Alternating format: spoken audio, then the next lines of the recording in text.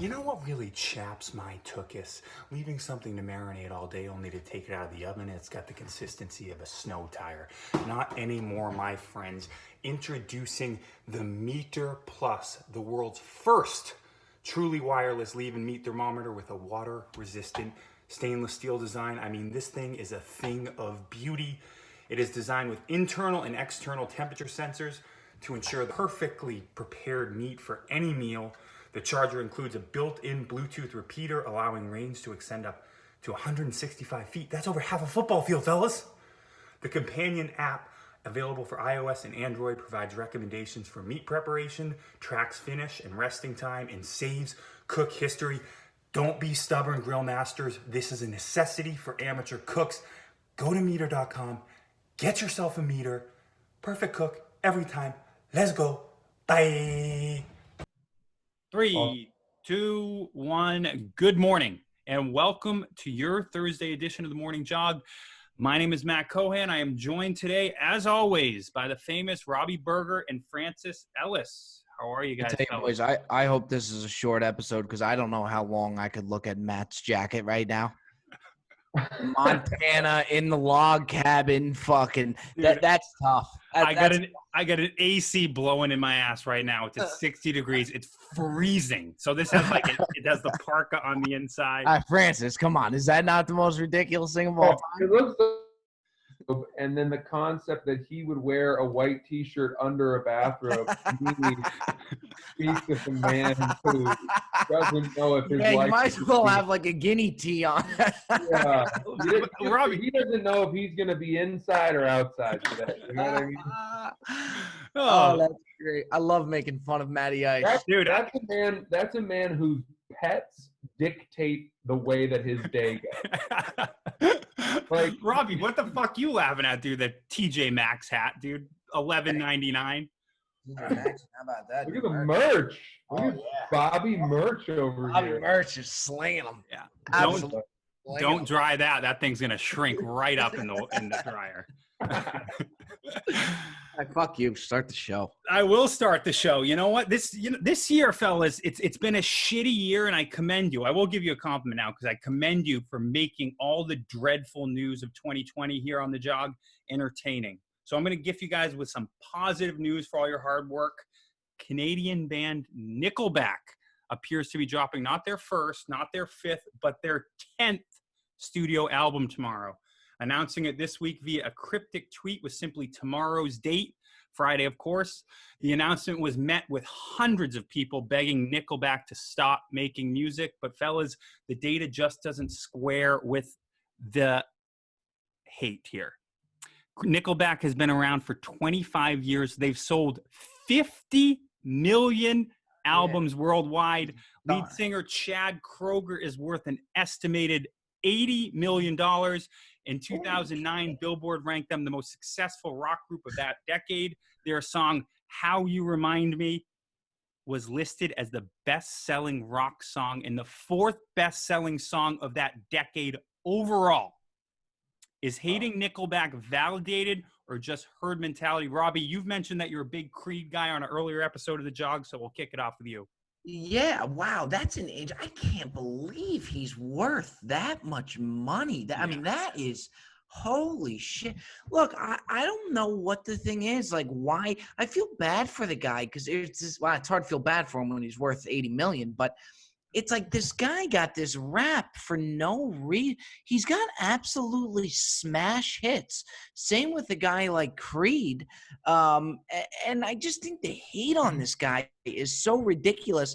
However, I also think it'll play in his benefit because people who love to hate on it too are going to have to listen. Everybody has to listen. It's got so much media coverage now. He's going to be worth 90 million by the time this is all over. Yeah, I mean, look, I have a few things. First of all, is $80 million a lot for what you would have thought he was worth? You know, I'm talking like the 100%. lead singer of one of the most successful rock bands of a decade. Really? 80 million? To me, a musician of that staying power, of that continued success, who has become a punchline and a meme, yes, but is still mentioned all the time, albeit ironically. I would have thought he was worth more than that. Because to me, 80 million is not like we're flying private everywhere we go. I mean, maybe it is. I mean, you got to remember he's gonna share it around with 3 of his bandmates here. You know, he's not a solo. $80 million. That's a lot of Hold on money. a second. Is the band worth 80 million, or How much do you think? I mean, dude, I looked at it, the celebrity net worth, who can't possibly have any, you know. the dumbest fucking site. They I don't know. how could they have what any they're talking intricacy about. of their finances? Yeah. Let me I don't ask know. you something, Francis. How much do you think like a Justin Bieber's worth? Yeah. So great point. Bieber's going to be worth like 250 million. Yeah. And he's like 27 years old, right? So that's the point I'm trying to make. I know, Like, but my thing is like Creed. That's the thing. I don't think of him as the best. That's why Maddie's stats there were kind of blowing me away. I didn't really think of him. sure. in- Hey, if you had told me his earnings before the stats Matt told me, I would have been like, fair, totally makes sense. Okay. That's what I would have thought. Good for him. So here's But a little then if you context talk- here. Yeah. So I just Googled, you know, Smashing Pumpkins, Billy Corgan. Smashing Pumpkins, a highly popular band. What's Smashing Pumpkins? $60 million is Billy Corgan. Yeah, that makes sense to me. Dude, you're not talking about like arena headlining acts, really. You're talking about like kind of outdoor festival headlining acts. That's Bieber wild. worth $265 million. Hey, pretty good But- guess. That's it. But you think about Bieber? Bieber's worldwide. I don't think people in China are listening to Creed. So let's talk about this really quickly. So, you know, I tutored for years in New York City while I was doing stand up, and I actually worked with a family who they were part of the band Aha. Remember Yeah. the band Aha? Yeah. Take on Me, one of the greatest songs of great. all time. Yeah. Dude, no joke. That song is like legitimately one of the Yeah. Dude, I didn't- literally have I- Aha's record in my living room. The way Frank said it was just Yeah. hilarious. He expected us to be like, no way. yeah. So no, I'm not trying to blow you away, but what I'm about to tell you, I think will. Could you name another song that band sang? No. Not one. No. Not way. one, right? No. That is the only song that we know in America. Everybody knows that song, but you don't know any other songs. In fact, I didn't even know that they were still a band because that song came out in the 80s. That was an 80s hit. And they continued to make music for decades, right? They finally broke up in like 2016. And everyone was like, they're from Norway. So everyone was like, they did a farewell tour. And then 3 years later, they got back together because they realized nobody cared about them, you know, or that maybe they were just more successful when they were together. But the point is, those guys made so much fucking money, and all of it was made in Europe. People in Europe still listen to like music. You know what I mean? They don't like pirate. They may be buying CDs.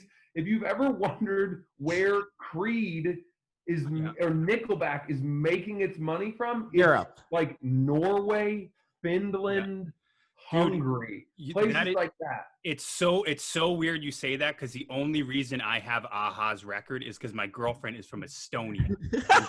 Dude, and she was like, I'm only getting this out of sentimental value. My parents used to fucking stan Aha so hard. Like, that was their big, like, date night. They'd put on Aha and, like, fucking eat borscht. Dude. One song just keeps rotating. Yeah. Just playing the same record. Yeah. A lot of Take On Me. They put out like 20 albums, and some of them have sold over 1 million copies in Europe. But in America, we didn't even know they were still a band, right? Regardless, I bet this record smashes. I bet it absolutely smashes. The Nickelback New one? Nickelback. Yeah. I think Nickelback. I think this will really be bomb. Interesting. I mean, we'll say Friday, tomorrow it's coming out. Maybe we're going to have to do a little recap on Tuesday's episode, fellas.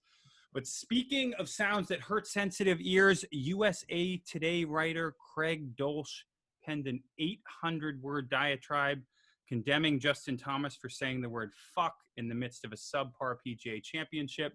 The diatribe read in part, quote, "This is not the way the son and grandson of PGA professionals should be acting on the course, and Thomas knew it.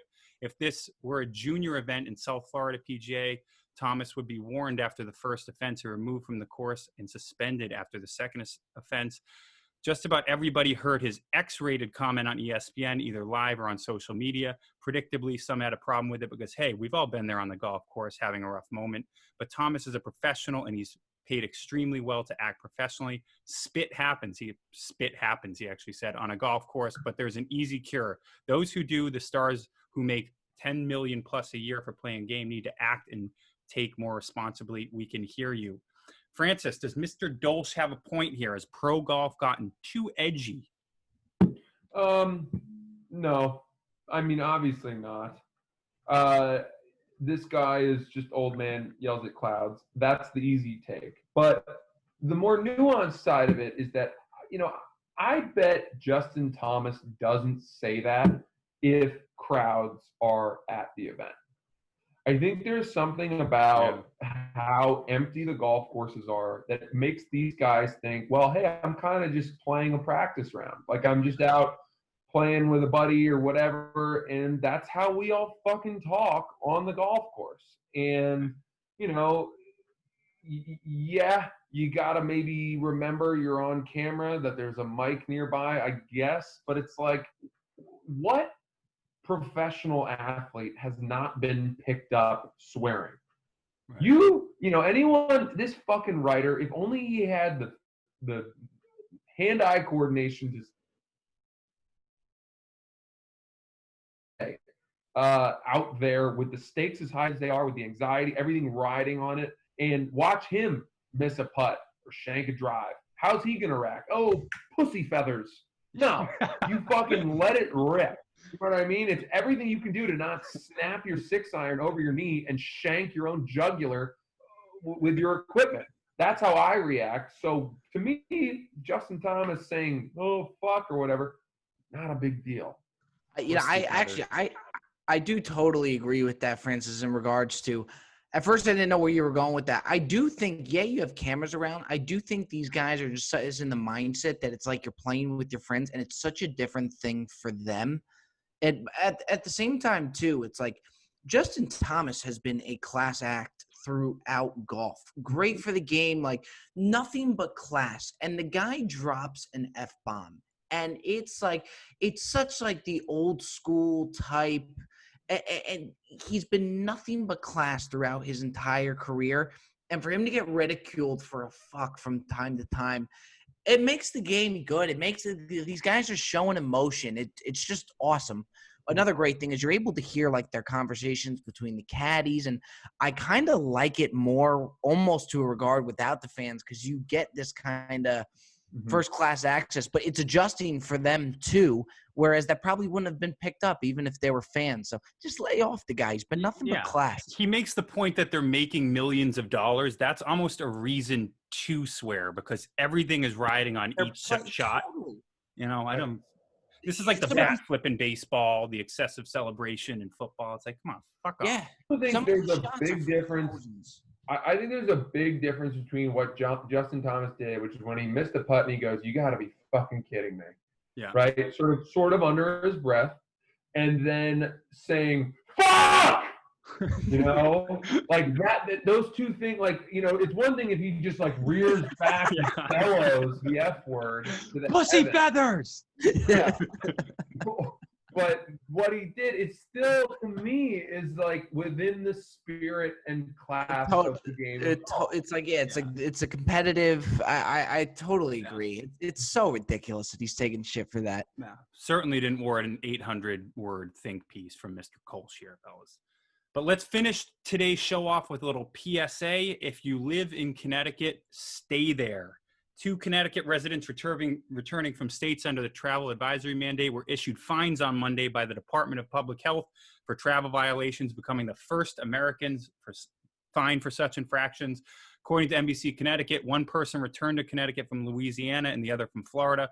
Both were issued $1,000 fines for not filling out travel forms required upon returning home from states with high coronavirus infection rates, and one was charged an additional $1,000 for refusing to quarantine for the state-required 14 days.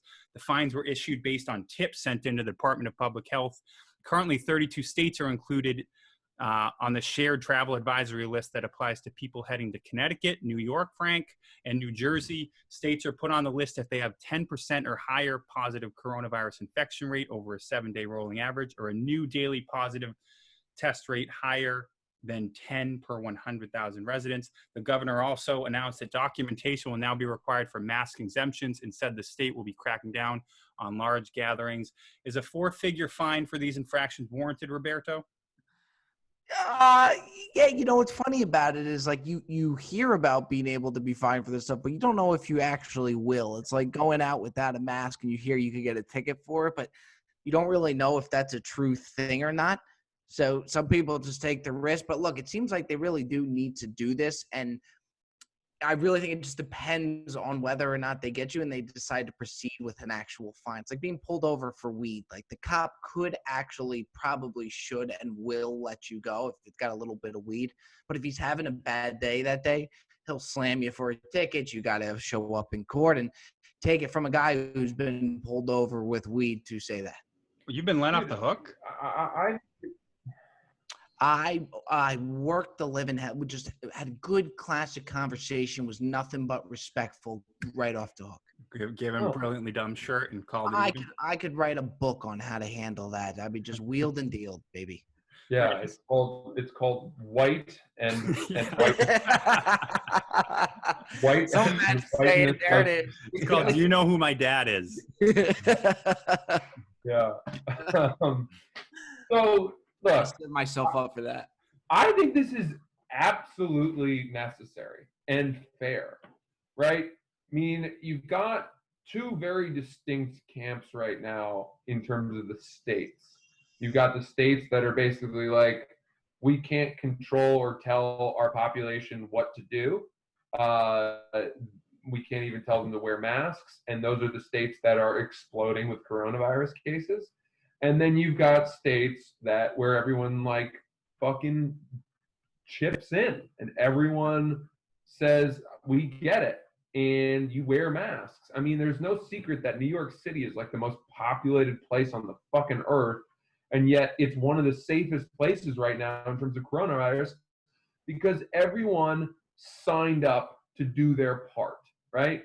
None of these clips of Kmart women screaming about it's God-given right to not wear a mask. Those aren't happening in Manhattan, okay? I was on the subway yesterday in Manhattan. I rode public transportation, everybody wearing a mask, nobody getting too close. I wasn't freaked out, totally normal. And all it takes for one of these states to kind of have another outbreak is for a super spreader to come back from Texas, from Louisiana, from Florida, from Arizona, not play by the rules, not self-quarantine for 2 weeks or get the test, right? And then go to the market, go to their family function, go to this, that, a restaurant, and all of a sudden you're back where you started 3 months ago when we had to shut everything down.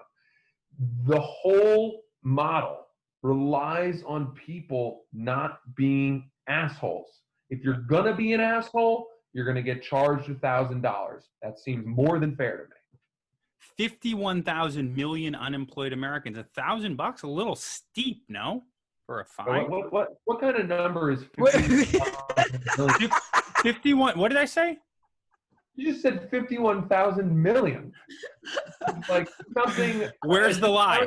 Where's the lie? 3-year-old would ask for at Christmas. How many presents? I know you got 1,000 million. This is a great time to end this fucking show. Got him. Got him. There was a long pause, and I was like, I did something wrong here. All right. That is Thursday's morning jog. We're going to be right back here tomorrow, so tune in. Thank you for joining. We love you. Bye-bye. Great stuff, ladies.